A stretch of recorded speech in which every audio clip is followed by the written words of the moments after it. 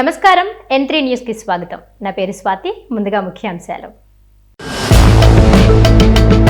నెల్లూరుని ముంచెత్తిన దిత్వా తుఫాన్, నీట మునిగిన పలు ప్రాంతాలు.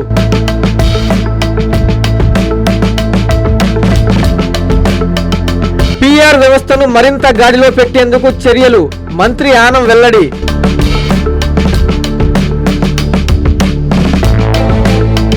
పెంచలయ్య కుటుంబాన్ని పరామర్శించిన ఎమ్మెల్యే కోటంరెడ్డి, 10 లక్షల ఆర్థిక సాయం అందజేత.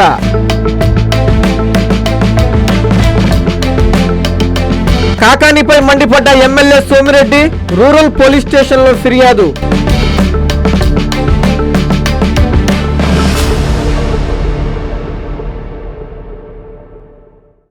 దిత్వా తుఫాన్ నెల్లూరుని ముంచెత్తేసింది. మంగళవారం రాత్రి వాన కుమ్మేసింది. దీంతో నెల్లూరు జలదిగ్బంధంలో చిక్కుకుపోయింది. లోతట్టు శివారు ప్రాంతాలన్నీ ఆహాకారాలు చేస్తున్నాయి. దిత్వా తుఫాన్ పై N3 న్యూస్ స్పెషల్ ఫోకస్.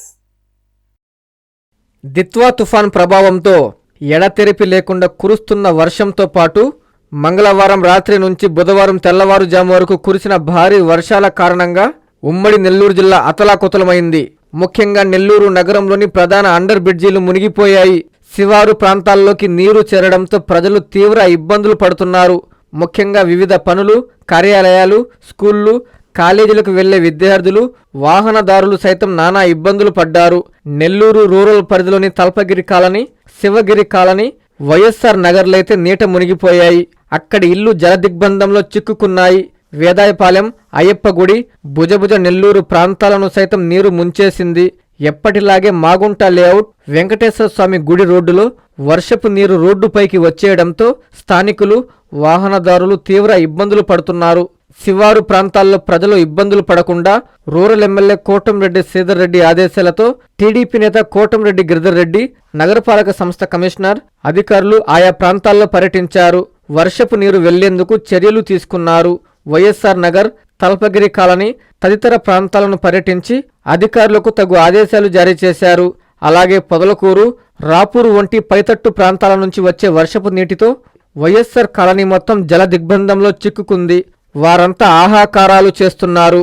అలాగే చెన్నై, కలకత్తా జాతీయ రహదారి, నెల్లూరు కాకుటూరు వద్ద నుంచి వెంకటాచలం వరకు తూర్పు వైపు జాతీయ రహదారిపై భారీగా వరద నీరు చేరడంతో ఈ తెల్లవారుజాము నుంచి ఇప్పటి వరకు వాహనదారులు, ప్రజలు తీవ్ర ఇబ్బందులు పడుతున్నారు. పోలీసులు, నేషనల్ హైవే అథారిటీ అధికారులు, స్థానికులు కలిసి ట్రాఫిక్ నియంత్రణకు చర్యలు తీసుకున్నారు. వాహనాలను పడమటి వైపు రహదారిపై ఒకే వరుసలో దారి మళ్లించారు. దాంతో విక్రమసింహపురి వర్సిటీ నుంచి నెల్లూరు వైపు వచ్చే మార్గంలో 5-6 కిలోమీటర్ల మేర వాహనాలు ఆగిపోయాయి. విక్రమసింహపురి యూనివర్సిటీ దాకా ఈనాడు ఆఫీస్ సమీపంలో పడమటి వైపు జాతీయ రహదారిపై సుమారు 3 అడుగులకు పైగా నీరు చేరింది. దాంతో వాహనాలు తూర్పు వైపు డైవర్షన్ చేశారు. స్థానికంగా ఉన్నవారు అత్యవసరం అయితే తప్ప నెల్లూరు వైపు రాకండి, రాకపోవడమే మేలు, లేదంటే ట్రాఫిక్ సమస్యల్లో ఇరుక్కుని తీవ్ర ఇబ్బందులు పడ్డం గ్యారంటీ. బంగాళాఖాతంలో కొనసాగుతున్న తాజా వాతావరణ పరిస్థితుల నేపథ్యంలో నెల్లూరులో కుండపోత వర్షం కురిసింది. దీంతో నగరంలోని ప్రధాన రహదారులు, అండర్ బ్రిడ్జీలు, లోతట్టు ప్రాంతాలన్నీ నీట మునిగాయి. పలు ప్రాంతాల్లో ట్రాఫిక్ పెద్ద ఎత్తున నిలిచిపోవడంతో ప్రజలు తీవ్ర ఇబ్బందులు పడ్డారు. బంగాళాఖాతంలో కొనసాగుతున్న తాజా వాతావరణ పరిస్థితుల నేపథ్యంలో మంగళవారం అర్ధరాత్రి నుంచి బుధవారం తెల్లవారుజాము వరకు ఉరుములు, మెరుపులతో కూడిన కుండపోత వర్షం కురిసింది. భారీ వర్షం ధాటికి నెల్లూరులోని Magunta layout under bridge, Vijayamahal gate under బ్రిడ్జీలు పూర్తిగా నీట మునిగిపోయాయి. మోకాళ్ల లోతు వర్షపు నీరు నిలబడిపోవడంతో బ్రిడ్జీల వరకు రాకపోకలను పోలీసులు నిలిపివేశారు.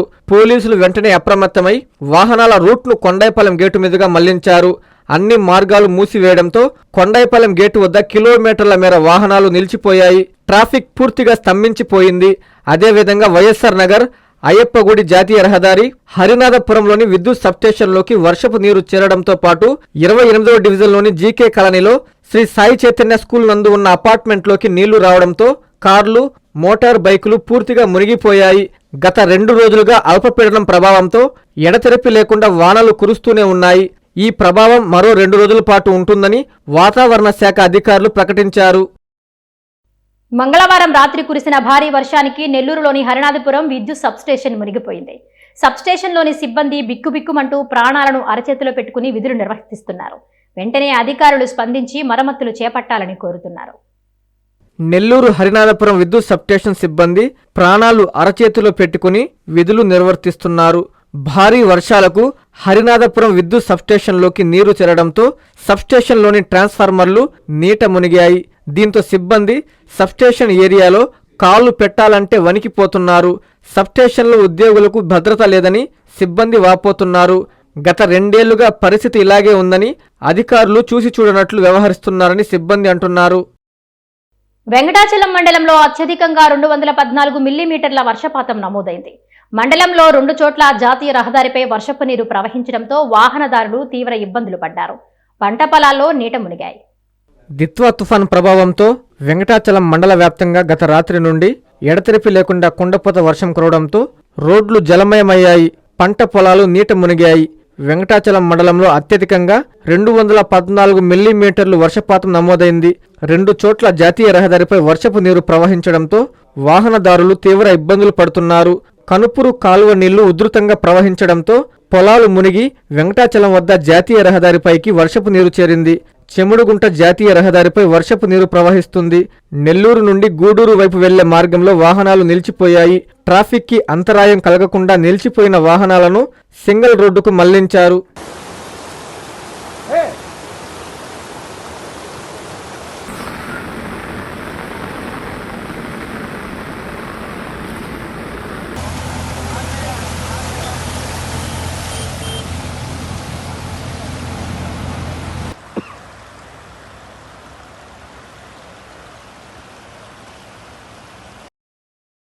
మంగళవారం అర్ధరాత్రి నుంచి కురిసిన భారీ వర్షాలకు నెల్లూరు రూరల్ నియోజకవర్గంలోని పలు ప్రాంతాల్లో పెద్ద ఎత్తున వర్షపు నీరు చేరాయి. ఎమ్మెల్యే కోటంరెడ్డి ఆదేశాల మేరకు టీడీపీ నేత కోటంరెడ్డి గిరిధర్ రెడ్డి పలు ప్రాంతాల్లో విస్తృతంగా పర్యటించారు. ఎక్కడ వర్షపు నీరు నిల్వకుండా తక్షణ చర్యలు చేపట్టారు. నెల్లూరు నగరంలో రాత్రి నుంచి ఎడతెరిపి లేకుండా భారీ వర్షం పడుతుండటంతో టీడీపీ నేత కోటంరెడ్డి గిరిధర్ రెడ్డి స్థానిక Magunta layout, Gomathi Nagar, mini bypass, Saptagiri layout, అయ్యప్పగుడి హైవే జంక్షన్ తదితర ప్రాంతాల్లో బుధవారం తెల్లవారుజాము 4 గంటల నుంచి విస్తృతంగా పర్యటించారు. వర్షపు నీరు కొన్ని ప్రాంతాల్లో నిలిచిపోవడంతో పంట కాలువల ద్వారా వర్షపు నీటిని పంపేందుకు కార్పొరేషన్ అధికారులకు పలు సూచనలు జారీ చేశారు. భారీ వర్షాలకు లోతట్టు ప్రాంత ప్రజలు అప్రమత్తంగా ఉండాలని ఈ సందర్భంగా ఆయన సూచించారు. పర్యటన సందర్భంగా అక్కడ స్థానికులతో ఆయన మాట్లాడారు. ఏ అవసరం వచ్చినా వెంటనే ఎమ్మెల్యే కార్యాలయానికి ఫోన్ చేయాలని సూచించారు. ఆయన వెంట కార్పొరేషన్ ఈ శేషగిరిరావు తదితరులు పాల్గొన్నారు. గత 3 రోజులుగా కురుస్తున్న వర్షాలకు నెల్లూరు జిల్లా కోవూరు కోనమ్మ తోటలో రహదారులు జలమయమయ్యాయి. డ్రైనేజీ వ్యవస్థ లేకపోవడంతో రోడ్డుపైనే వర్షపు నీరు నిలిచిపోయింది. దీంతో విద్యార్థులు, ప్రజలు తీవ్ర ఇబ్బందులు పడ్డారు. అధికారులు వెంటనే స్పందించి డ్రైనేజీ ఏర్పాటు చేసి సమస్యను పరిష్కరించాలని స్థానికులు కోరుతున్నారు. నెల్లూరు జిల్లా కోవూరు పట్టణ పరిధిలోని కోనమ్మ తోట న్యూ లిటిల్ ఫ్లవర్ స్కూల్ ప్రాంతంలో గత వారం రోజులుగా కురుస్తున్న వర్షాలకు రోడ్లపైకి వర్షపు నీరు నిలబడి విద్యార్థులు, వాహనదారులు, ప్రజలు ఇబ్బందులు ఎదుర్కొంటున్నారు. నిత్యం ఆ నీటిలోని విద్యార్థులు స్కూల్కు వెళ్లాల్సిన పరిస్థితి ఏర్పడింది.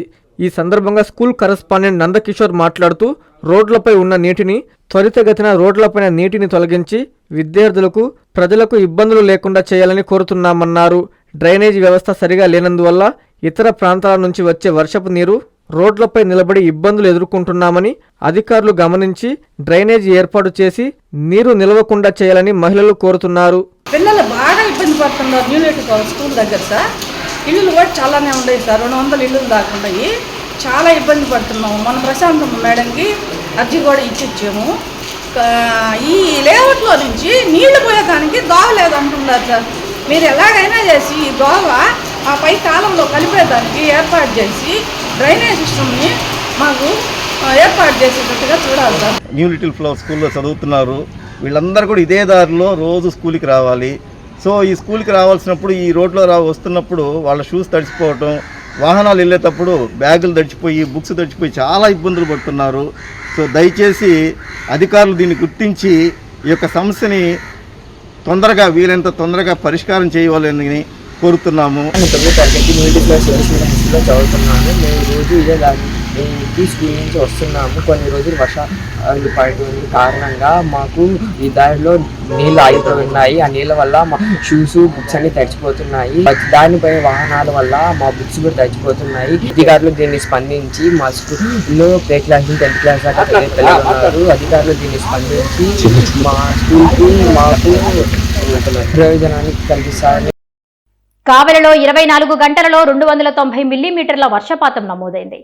అత్యధికంగా విడవలూరు 62.6, అత్యల్పంగా వింజమూరులో 1.8 మిల్లీమీటర్ల వర్షపాతం నమోదైనట్లు వాతావరణ శాఖ అధికారులు తెలిపారు. దిత్వా తుఫాన్ ప్రభావంతో కావలి ప్రాంతంలో 2 రోజులుగా విస్తారంగా వర్షాలు కురుస్తున్నాయి. మంగళవారం రాత్రి నుంచి బుధవారం ఉదయం వరకు భారీ వర్షం కురిసింది. కావలి డివిజన్లో మంగళవారం ఉదయం 8:30 నుంచి బుధవారం ఉదయం 8:30 వరకు 290 మిల్లీమీటర్ల వర్షపాతం నమోదైంది. దీంతో కావలి పట్టణంలో యథావిధిగా వరద నీరు రోడ్లపై పొంగి పొర్లింది. డ్రైనేజీ కాలువలు, రోడ్లు ఒకే విధంగా పారాయి. కావలి డివిజన్లో మండలాల వారీగా వర్షపాతం పరిశీలిస్తే విడవలూరు 62.6, కొడవలూరు 46.6, అల్లూరు 42, బోగోలు 38.4, కావలి 30.8, దగదర్తి 27.2, జలదంకి 23.6, కలిగిరి 10.6, దుత్తలూరు 3.8, వెంజమూరు 1.8 మిల్లీమీటర్ల వర్షపాతం చొప్పున నమోదైంది. ఏపీలో వారం రోజులుగా కురుస్తున్న దిత్వా తుఫాన్ హెచ్చరికలతో అప్రమత్తమయ్యామని మంత్రి ఆనం రామనారాయణ రెడ్డి అన్నారు. నెల్లూరులోని మంత్రి ఆనం క్యాంపు కార్యాలయంలో ఆయన మీడియా సమావేశం నిర్వహించారు. ఏపీలో వారం రోజులుగా వస్తున్న దిత్వా తుఫాను హెచ్చరికలతో అప్రమత్తమయ్యామని మంత్రి ఆనం రామనారాయణ రెడ్డి అన్నారు. తుఫాను బలహీనపడి పాండుచ్చేరి వద్ద తీరం దాటిందని, మరో 2 రోజుల పాటు ఓ మోస్తారు వర్షాలు పడే అవకాశం ఉందన్నారు. నెల్లూరు సంతపేటలోని తన క్యాంపు కార్యాలయంలో మంత్రి ఆనం మీడియా సమావేశం నిర్వహించారు. ఏపీలో ప్రతి నెల 1వ తేదీన పింఛన్ల పంపిణీతో పండుగ వాతావరణం కనిపిస్తుందని మంత్రి తెలిపారు. ప్రతి నెల 3వ తేదీన రైతులతో మమేకమయ్యే కార్యక్రమాన్ని కూటమి ప్రభుత్వం ప్రారంభించిందని, సీఎం చంద్రబాబు నుంచి రైతులకి భరోసా ఇచ్చి వారి ఇబ్బందులు తెలుసుకుంటామన్నారు. అన్ని నియోజకవర్గాలలో పంచాయతీరాజ్ వ్యవస్థ సక్రమంగా విధులు నిర్వర్తించేందుకు డిఎల్డిఓ అధికారిని నియమిస్తున్నామన్నారు. అనంతరం ఎమ్మెల్సీ బీద రవిచంద్ర మాట్లాడుతూ బూత్ కమిటీల నుంచి పై స్థాయి వరకు ఉన్న లోపాలని పార్టీ సమీక్ష చేస్తుందని చెప్పారు. టీడీపీ ఆవిర్భవించినప్పటి నుండి ప్రజల కోసం పోరాటం చేస్తుందని, దేశ చరిత్రలో శిక్షణా కార్యక్రమాలు నిర్వహించింది టీడీపీ మాత్రమేనని అన్నారు. జనవరి 1వ తేదీ నుంచి శిక్షణా కార్యక్రమాలు నిర్వహించనున్నామని, భవిష్యత్తులో మంచి నాయకులను అందివ్వడమే లక్ష్యంగా ముందుకు వెళ్తామన్నారు.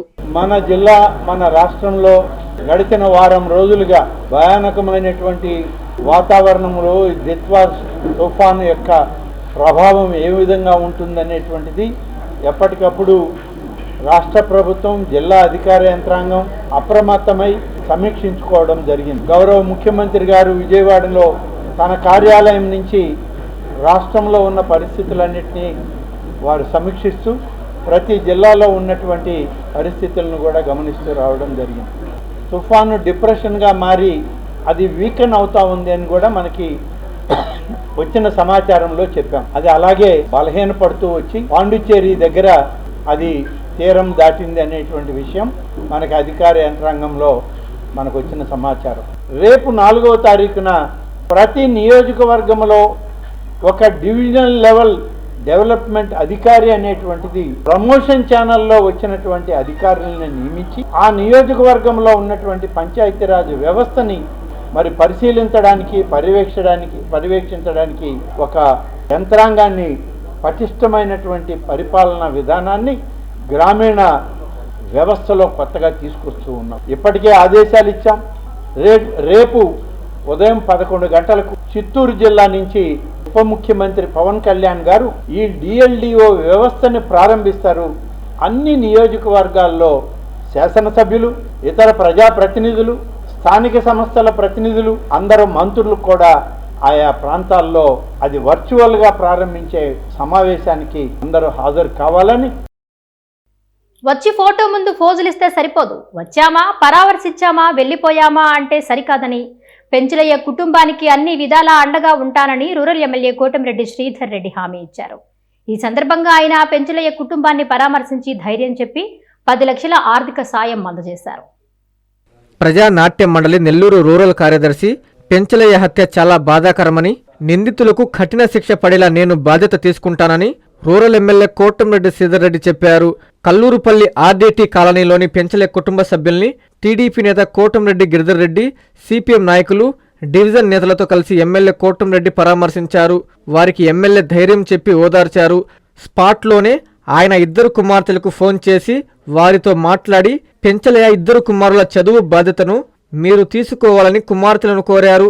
అందుకు వెంటనే వారు ఆ బాధ్యతను మేము తీసుకుంటామని హామీ ఇచ్చారు. ఈ సందర్భంగా కోటంరెడ్డి పెంచలయ్య భార్యకి 10 లక్షల ఆర్థిక సాయం అందజేశారు.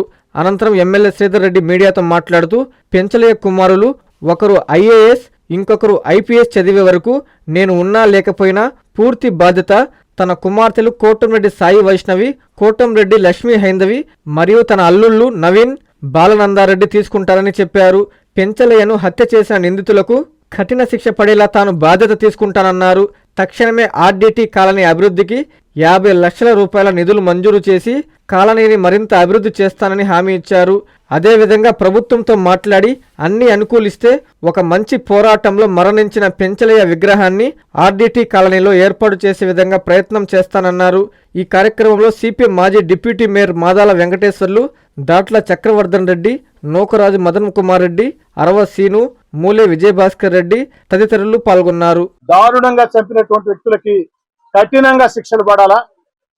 ఆ కఠిన శిక్షలు ఎంత కఠినంగా ఉండాలంటే మరోసారి ఈ గంజాయి బ్యాచ్ ఇలాంటి చర్యలకు పాల్పడాలంటే గడగడ గడగడ గడగడ ఉనికే విధంగా ఈ గంజాయి బ్యాచ్ ఊరును వదిలి వెళ్లే విధంగా, మళ్లీ జీవితంలో గంజాయిని ప్రోత్సహించకుండా చేసే విధంగా ఆ యొక్క పెంచలయ్య గారి హంతకులకి కఠిన శిక్షలు పడాలా. ఆ బాధ్యత నేను తీసుకుంటున్నా. రెండోది, ఏదైతే పెంచలయ్య గారు మరణించారో, పెంచలయ్య గారి మరణం మామూలు మరణం కాదు. ఈ సమాజంలో 10 మందికి మేలు చేసేదానికి గంజాయికి వ్యతిరేకంగా రాష్ట్ర ముఖ్యమంత్రి చంద్రబాబు నాయుడు గారు, ఉప ముఖ్యమంత్రి పవన్ కళ్యాణ్ గారు, యువనేత నారా లోకేష్ గారు ప్రభుత్వ పరంగా, అదేవిధంగా పార్టీల పరంగా కమ్యూనిస్ట్ పార్టీలు, వివిధ రాజకీయ పార్టీలు అందరూ కూడా ఈ గంజాయికి వ్యతిరేకంగా పోరాటం చేస్తూ గంజాయి మీద ఉక్కు పాదం మోపుతూ ఆ యొక్క గంజాయిని అన్ని రకాల కూడా అరికట్టేదానికి ప్రయత్నాలు చేస్తూ ఉంటే, ఆ యొక్క ఆశయానికి పెంచలయ్య గారు ఈ యొక్క ప్రపంచాగ్నికి నేను సైతం సమిధనంటూ వారు కూడా ముందుకొచ్చి ఆ 10 మందికి మేలు చేసేదానికి గంజాయికి వ్యతిరేకంగా పోరాటం చేశారు. కానీ పెంచలయ్య గారు ప్రాణాలతో మన మధ్య లేకున్నా ఆ యొక్క గంజాయికి వ్యతిరేకంగా ఆ పోరాటాన్ని మరింత ముందుకు తీసుకెళ్లాల్సిన బాధ్యత అందరి మీద ఉంది. దానికి స్థానిక శాసనసభ్యుడిగా మీ కోటంరెడ్డి శ్రీధర్ రెడ్డిగా అన్ని పార్టీలను కలుపుకొని, ప్రజా సంఘాలని కలుపుకొని, మేధావుల సహాయ సహకారాలతో, పోలీసుల సహాయ సహకారాలతో, ముఖ్యమంత్రి చంద్రబాబు నాయుడు గారి ఆశీస్సులతో ఆ యొక్క గంజాయికి వ్యతిరేకంగా ఒక పటిష్టమైన ఉద్యమాన్ని, ప్రజా ఉద్యమాన్ని నిర్వహించాల్సిన అవసరం ఉంది. ఆ బాధ్యత కూడా తీసుకుంటాను. అదేవిధంగా ఇంకా పెంచలయ్య కుటుంబం ఏదో వచ్చామా, పోయామా, వెళ్ళామా, పొలమాలు వేసామంటే 10 రోజుల తర్వాత అందరూ మర్చిపోతే సమాజంలో ఒక భావన వస్తుంది. పెంచలయ్య గంజాయికి వ్యతిరేకంగా పోరాటం చేశాడు, ప్రాణాలు కోల్పోయాడు. ఈరోజు పెంచలయ్య కుటుంబానికి ఎవరేం చేశారని ఒక ఆవేదన వస్తుంది. కానీ పెంచలయ్య మాదిరిగా ఈ సమాజంలో ఒక మంచి కారణం కోసం పోరాటం చేసి ఆ యొక్క పోరాటంలో ప్రాణాలు కోల్పోతే, నష్టపోతే ఈ సమాజం ఆ కుటుంబానికి అండగా ఉంటుంది అన్న ధైర్యం, అన్న భరోసా ప్రజలకు రావాలంటే ఆ పెంచలయ్య కుటుంబాన్ని మేలు చేయాలని చెప్పని నేను గాని నా వెంట నడిచే తెలుగుదేశం పార్టీ నాయకులు, కార్యకర్తలు అందరం కలిసి 10 లక్షల రూపాయల డబ్బుల్ని సిపిఎం పార్టీ నాయకుల సమక్షంలో ఇప్పుడే ఆ కుటుంబానికి అందించామని చెప్పని కూడా మాట్లాడుతున్నారు. అయితే ఈ 10 లక్షల రూపాయల డబ్బులు అందించడం సరిపోదు. ఇంకా ప్రభుత్వ పరంగా ఆ యొక్క కుటుంబానికి ఈ ప్రభుత్వ పరంగా ఆ కుటుంబానికి రావాల్సినటువంటి అన్ని రకాల అవకాశాల కోసం స్థానిక ఎమ్మెల్యేగా ప్రయత్నం చేస్తా. ఇక పెంచలయ్య గారిని బిడ్డను చూస్తే బాధేసింది. ఒకరు 9వ క్లాస్, ఒకరు 5వ క్లాస్. ఆ బిడ్డలను చదివించాల. ఇప్పటికే ఆ బిడ్డలకి పూర్తి స్థాయిలో ఉచితంగా విద్యను అందించాలని మైథిలి స్కూల్ యాజమాన్యంతో మాట్లాడటం జరిగింది. కానీ సంతోషం ఏంటంటే వాళ్ళు నాకంటే ఒక అడుగు ముందుకేసి, సార్ 10th క్లాస్ వరకు మీ బాధ్యత అవసరం లేదు సార్, మేమే తీసుకుంటాం, మీరు తీసుకోవాల్సిన బాధ్యత మేమే తీసుకుంటామని చెప్పారు. 10th క్లాస్ వరకు ఆ ఇద్దరు బిడ్డలకి ఉచితంగా విద్యను అందిస్తామని చెప్పారు. ఆ యొక్క మైథిలి స్కూల్ యాజమాన్యానికి కూడా ప్రత్యేకంగా ధన్యవాదాలు తెలియజేస్తున్నాను. అయితే 10th క్లాస్ తర్వాత పెంచలే కోరిక ఒక బిడ్డను ఐఏఎస్, ఒక బిడ్డను ఐపీఎస్ చేయాలని. దేవుడి ఆశీస్సులు ఉంటే పెంచలే బిడ్డలు కష్టం చేస్తే అది అసాధ్యమే కాదు, సాధ్యమే. కానీ ఆ యొక్క చదివించాలంటే దానికి కావాల్సిన అన్ని రకాల ఏర్పాట్లు చేయాలనే ఉద్దేశంతో ఒక అబ్బాయి 9th, ఒక అబ్బాయి 5th, వారికి ఇంటర్మీడియట్ దగ్గర నుంచి జూనియర్ ఇంటర్ దగ్గర నుంచి వారు ఎక్కడ దాకా చదువుకుంటారంటే అక్కడ దాకా, జూనియర్ ఇంటర్ దగ్గర నుంచి ఎక్కడ దాకా చదువుకుంటారంటే అక్కడ దాకా పూర్తి స్థాయిలో ఒక ఫీజులే కాకుండా పుస్తకాలే కాకుండా ఆ చదువుకయ్యే ప్రతి రూపాయి ఖర్చును కూడా నేనే భరించాలా అని నిర్ణయం తీసుకుని ఏదైతే ఆ బాధ్యతలు, ఎందుకంటే ఆ బిడ్డలు పెద్ద సరికి నేను ఎమ్మెల్యేగా ఉండొచ్చు, ఉండకపోవచ్చు, లేదు మనిషిగా ఉండొచ్చు, ఉండకపోవచ్చు. అందుకే ఆ బాధ్యతల్ని, ఆ యొక్క ఇద్దరు బిడ్డల భవిష్యత్ బాధ్యతల్ని నా ఇద్దరు కుమార్తెలు హైందవి, వైష్ణవికి అప్పచెప్పి వాళ్ల ముందే ఫోన్లో మాట్లాడుకోవడం జరిగింది. నెల్లూరు రూరల్ పోలీస్ స్టేషన్లో మాజీ మంత్రి కాకాని గోవర్ధన్ రెడ్డిపై సర్వేపల్లి ఎమ్మెల్యే సోమిరెడ్డి చంద్రమోహన్ రెడ్డి ఫిర్యాదు చేశారు. తాను కోట్లు దోచుకున్నట్లు కాకాని నిరాధారణ ఆరోపణలు చేయడం సిగ్గుచేటన్నారు. త్వరలోనే కాకాని అండ్ బ్యాచ్ జైలుకి వెళ్లడం ఖాయం అని ఆయన హెచ్చరించారు. తనపై కాకాని గోవర్ధన్ రెడ్డి నిరాధార ఆరోపణలు చేస్తున్నాడని సర్వేపల్లి ఎమ్మెల్యే సోమిరెడ్డి చంద్రమోహన్ రెడ్డి అన్నారు. ఈ విషయమై నెల్లూరు రూరల్ పోలీస్ స్టేషన్లో సోమిరెడ్డి ఫిర్యాదు చేశారు. ఈ సందర్భంగా కాకాని గోవర్ధన్ రెడ్డిపై తీవ్ర స్థాయిలో ధ్వజమెత్తారు. కాకాని తనపై కోట్లు దోచుకున్న నిరాధార ఆరోపణలు చేస్తున్నాడని మండిపడ్డారు. దేవుడి గుడిని అభివృద్ధి చేస్తే తప్పు పట్టిన ఘనత కాకానికి దక్కుతుందని, కాకాని మనిషి జన్మ ఎత్తితే ఇలాంటి నిరాధార ఆరోపణలు మానుకోవాలన్నారు. దేవాలయాలకు, బడులకు, ఆసుపత్రులకు భూములిచ్చిన చరిత్ర తమ కుటుంబానిదని, 14.5 ఎకరాలకు సంబంధించి దాదాపు 60 కోట్లు విలువ చేసే భూములిచ్చామన్నారు. కాకాని జమానాలో దానం చేయకపోగా దోచుకున్నది ఎక్కువ అని, కాకాని కుటుంబం ఏదైనా ఇచ్చి ఉంటే 1 సెంటు భూమి వివరాలు చెప్పాలన్నారు.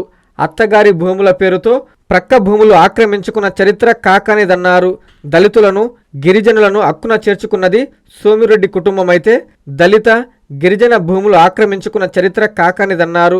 కాకాని కండిషన్ బెయిల్పై ఉన్నాడనే విషయం గుర్తుంచుకోవాలన్నారు. పోలీసులు కేసులు పెడితే పారిపోవడం, జైల్లో ఉండడం, టీఎంసీ నీళ్లు దోచుకోవడం కాకానికి తెలిసిన విద్య అన్నారు.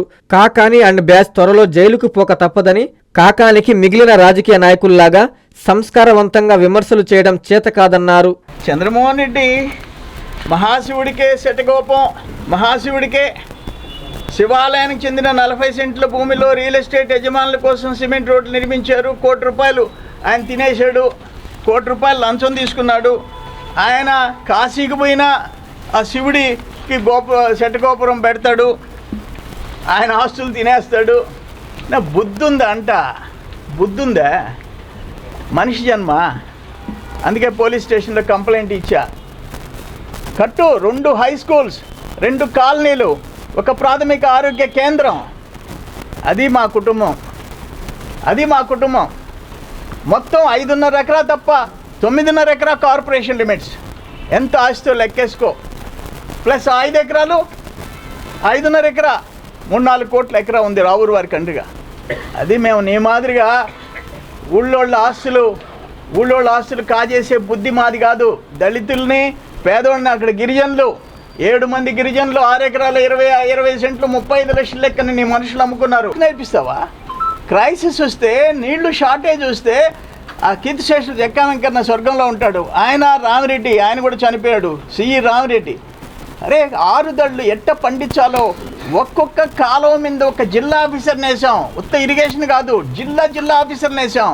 ఒకదానికి డిఆర్డిఏ, ఒకదానికి పిఓఐటీడీఏ వేసి ఇరిగేషన్ ఆఫీసర్లు చాలకపోతే 6 దళ్ళు పెట్టి పండిస్తే ఒక్క టీఎంసీ 16,000 ఎకరాలు పండించాం.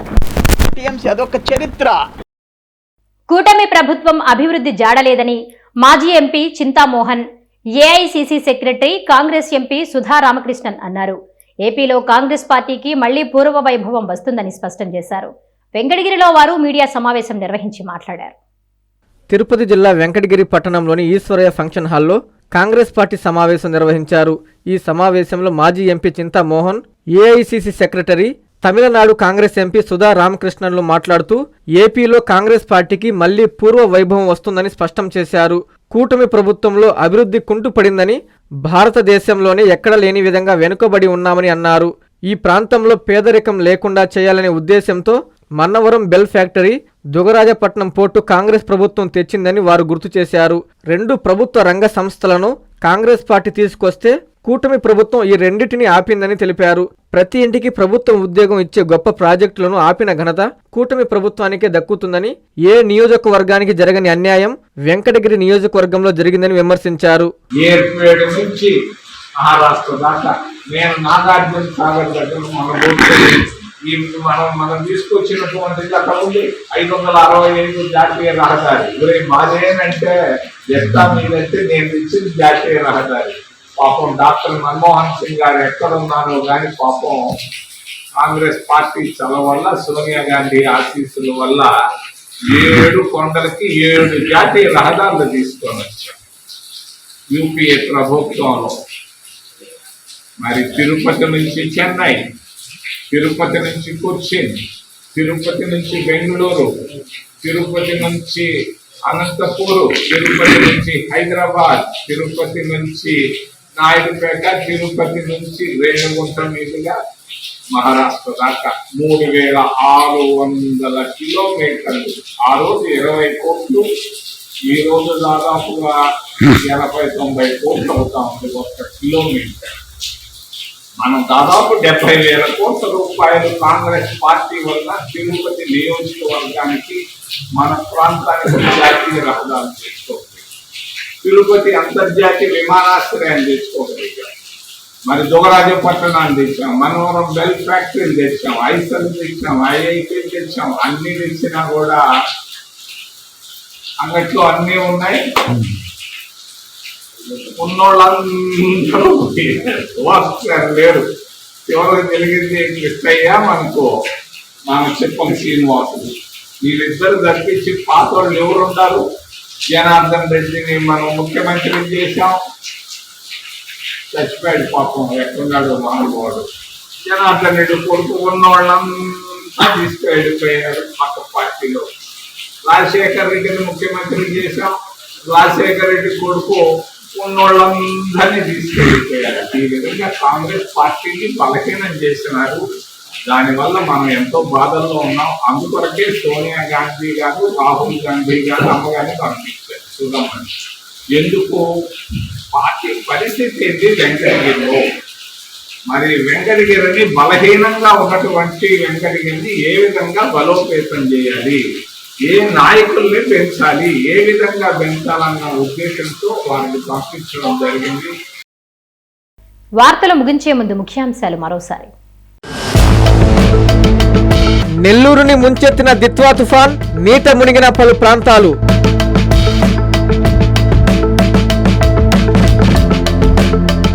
పిఆర్ వ్యవస్థను మరింత గాడిలో పెట్టేందుకు చర్యలు, మంత్రి ఆనం వెల్లడి.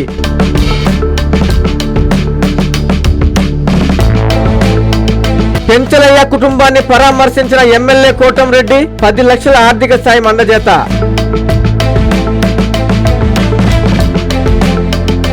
కాకానిపై మండిపడ్డ ఎమ్మెల్యే సోమిరెడ్డి, రూరల్ పోలీస్ స్టేషన్లో ఫిర్యాదు.